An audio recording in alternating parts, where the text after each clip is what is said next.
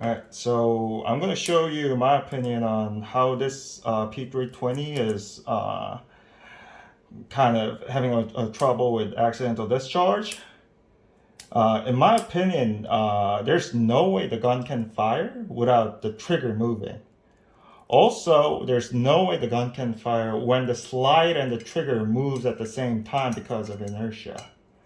However, when the gun is in the holster, I think it's very possible that the gun can fire, even though the new safety mechanism was added. So I'll just demonstrate it. I have just assembled the FCU to a bare minimum just so I can show you what the safety mechanism is and the safety mechanisms are, and just visualize it. So normally when the gun, the striker assembly is in the slide, what would happen is that this was essentially be right here in the sear, and because of the clearance, this will actually push down to ensure that the sear is in contact with the striker. And this will, god damn it, you know what? You get the point. This will like be like this, and the striker will be in the sear. It will be contacting.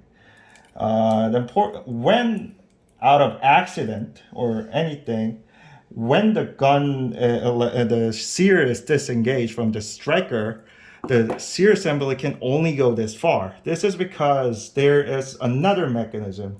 This is a lever that allows the gun, that does not allow the striker to fully extend.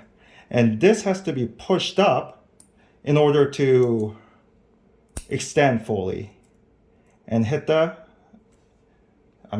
primer. And if you do it by hand, the spring kind of gets stuck anyways. And that is moved when you pull the trigger. That is moved by this lever right here, this boy. And usually when you're using the gun, as you can see, this has a lot more movement. So this will clear the lever first, and then the sear will move down, disengaging the striker and firing the gun.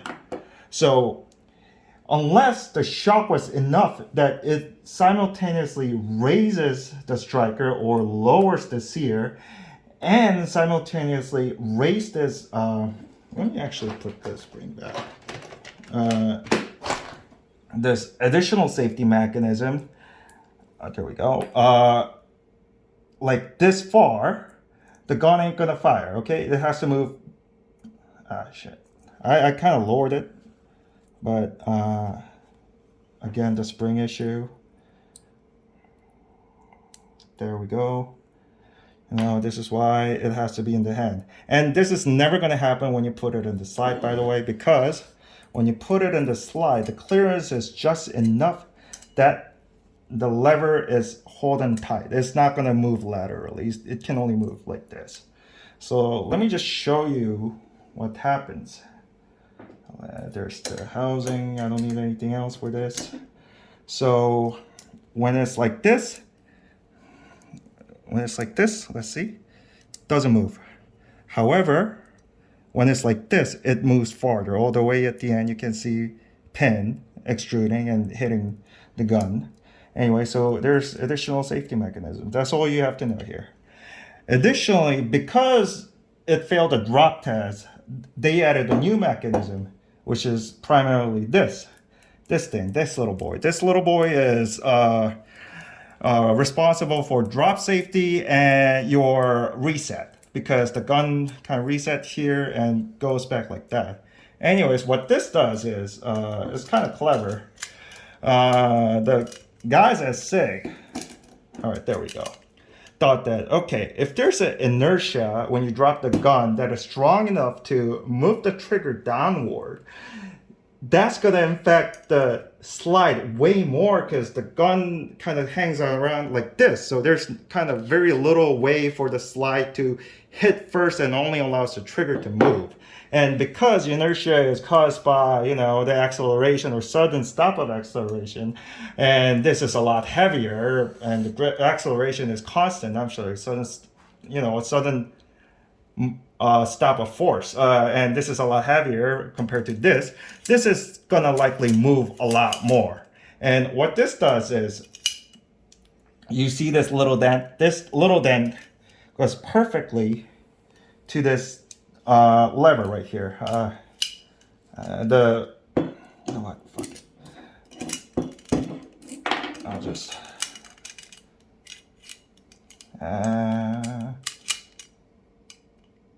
just have to jiggle this thing out. Oh, you can see it right here. This lever slides perfectly, like so. And if I move this, I should be able to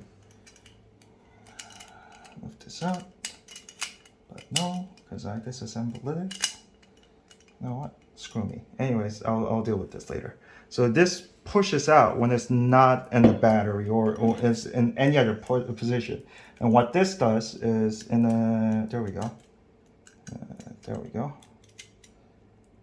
There's only one spring. I think spring got stuck. Anyways, what this does is it will push out the trigger, so trigger bar moves out of the sear, pretty much like this. You know what? That's the problem of not fully assembling everything.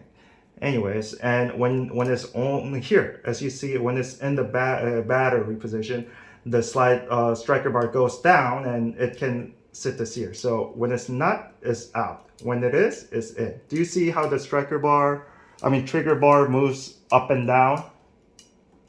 This is done by this ramp right here and the lever. But the problem is when you have the holster.